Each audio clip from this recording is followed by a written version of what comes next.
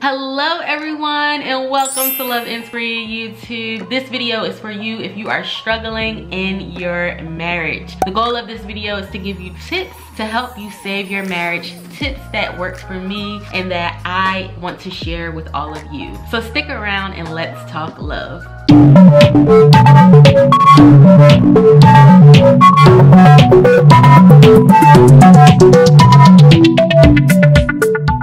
Alright, hello everyone and welcome back to Love Inspired YouTube. For those who don't know, my name is Angie. I'm the founder of Love Inspired LLC, where our mission is to build more powerful, transparent, and durable relationships. And we do that by helping you overcome your relationship adversity as well as prepare to enter a healthy relationship. We want healthy relationships. In today's video, I am going to be giving you some tips on how to save your marriage that is going through a hardship right now.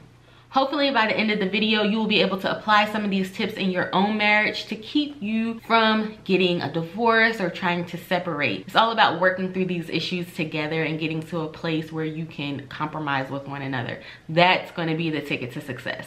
So let's begin. I just want to share a brief story about things that I've had to overcome in my marriage. Obviously, getting married as a teenager was met with much adversity. We struggled with immaturity. We struggled with communication issues, ego. Our biggest hurdle was financial stress, and then now we still have smaller things that we are constantly working through. There's always going to be something to work through, but how I was able to endure all of those from 18 up until 32, I'm going to share that with you in the first step in determining if you should save your marriage or not is to make a decision. Come to some form of decision that this is what you really want to do. In order to do the steps that I'm about to give you, you have to be willing to make that decision for yourself. And once you make that decision and you commit to that decision, then you can work through these steps that I'm going to give you to help you save your marriage. So the first step is to remember your why. Remember your why, people. You have to have purpose in your relationship. I think about something small as the reason why you save can tops is because you want to take them to the junkyard so you can get some money in return, a little bit of change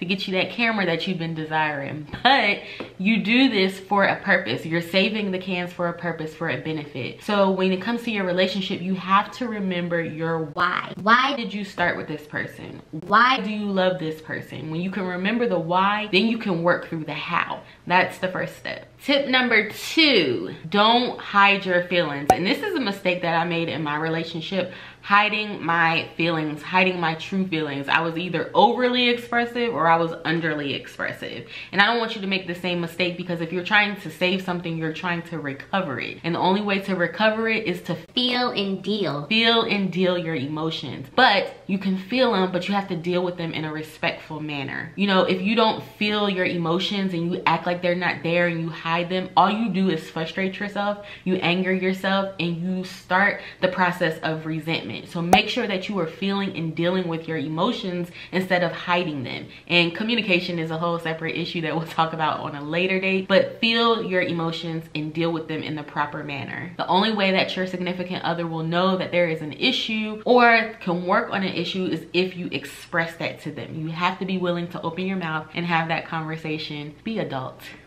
Number 3, and this was another mistake that I made, but I think it's very, very significant that we talk about it. And it's dealing with the present issues and not the past issues. When you start bringing up old stuff, it just causes old problems. Focus on the problem that is currently taking place. You know, bringing up old stuff is reverting back to the old ways. You're trying to press forward. So if you're trying to press forward and move forward, you need to focus on outcomes. You need to focus on present issues. You know, I think about when something is wrong with your car, let's say the battery goes out, you're not going to put an old part in it because it's just going to either break down later or something is going to happen to where you're going to need a new one soon or quick. You want to put a brand new part in there to get that car functioning, and it's the same thing in your relationship. Focus on new things, focus on new ideas, focus on new outcomes instead of focusing on trying to put old parts into a relationship that you're trying to fix. It's all about recovery and all about saving. Number 4, accomplish accomplish small things together.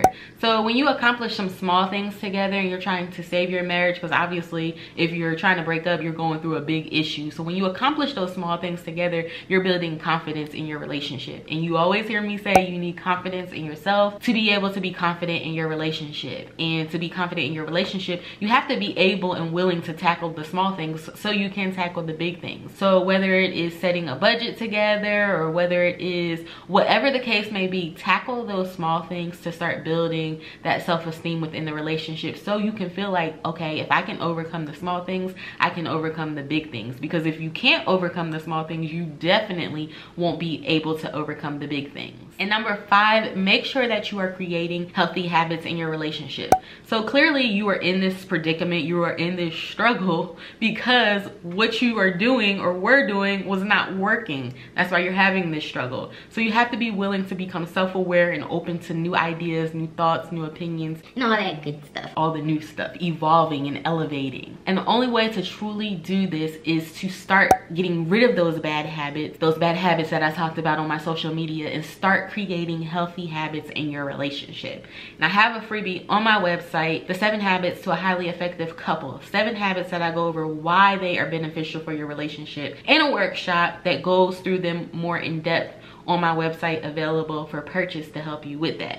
But make sure that you are creating healthy habits in your relationship and you're becoming more self-aware of what you are doing to harm the relationship. One thing that I always say is not always your partner that's the issue, but something that we can be changing on the inside, or a certain way we can adapt to a situation that will take a little bit of time to change. And I have a bonus tip. I want you to come really, really close. Really, really, really, really close.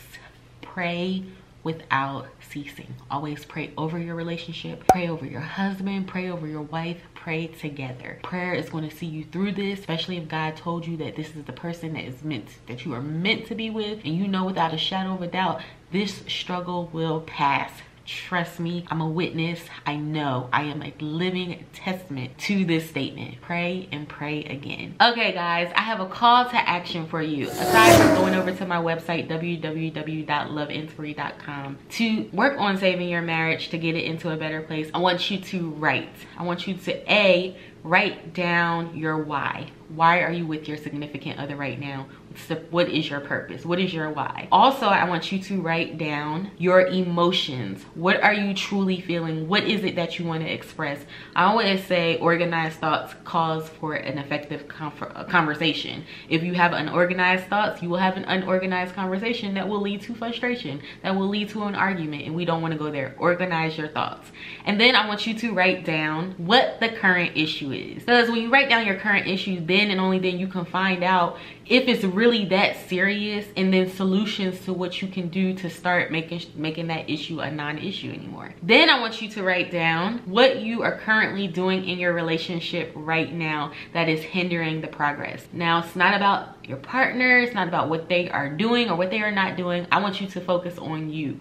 What are you doing? Writing this stuff down, identifying these issues, is the first step into fixing your relationship issues, whatever is going on in your marriage. Write it down. This is your relationship vision board to keep you motivated and to keep you focused on the task, which is saving the marriage. All right guys, and that ends today's video for how to save your marriage in hardship. Don't forget to do all that stuff, like, subscribe, and all that stuff if you choose to. I don't need to tell you to do it, because if you really like the video, you're gonna like it, and if you really like me, you're gonna subscribe to the channel. So I don't need to tell you how to do that, but you can talk to me privately one-on-one at www.loveinspiry.com. I'll see you guys in the next one. I